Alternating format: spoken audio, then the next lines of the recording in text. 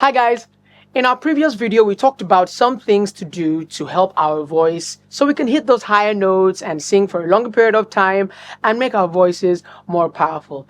In this video we'll be talking about the things that we do that do not help our voice. There are a lot of things, but for this video we'll just streamline it to 5.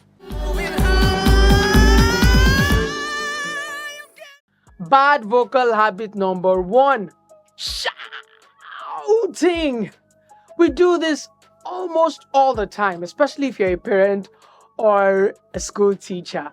We find it so difficult to stay without shouting. But what it does, it causes irritation and inflammation of the vocal cords, and that's not what we need as singers.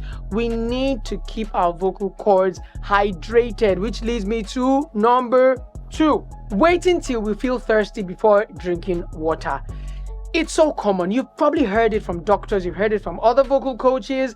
Drink enough water. If you think you can just go on stage and at the moment you're on stage, you just drink some water and you think it's going to work like magic, no, because the water doesn't directly touch your vocal cords when you drink it. If you didn't know that, now you do. Bad vocal habit number 3. I know you're trying to clear your throat, but don't do it this way. Same thing with point number 1, irritation, inflammation. It doesn't work that way. What you need to do rather is swallow.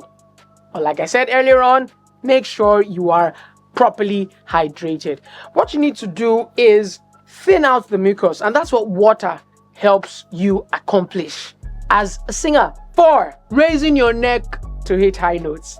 Except you are doing it for just stylistics. If you are raising your neck because you feel really uncomfortable here and you're trying to hit those high notes by raising your neck, you're doing the wrong thing.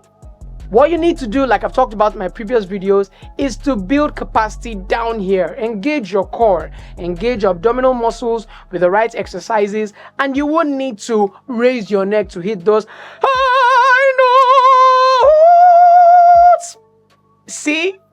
Keep your face leveled. We'll talk about that in subsequent videos. The last bad vocal habit I will talk about in this video is neglecting warm-ups. It's one thing to be confident in yourself. It's another thing to neglect what enables the confidence to be consistent.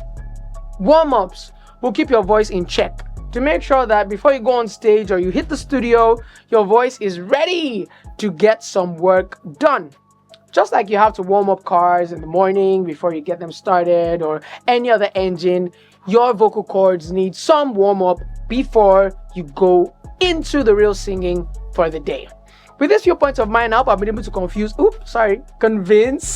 you that you need to stay away from these bad vocal habits and adopt good vocal habits that we will talk about in subsequent videos. Don't forget to like, share, subscribe, and follow for more.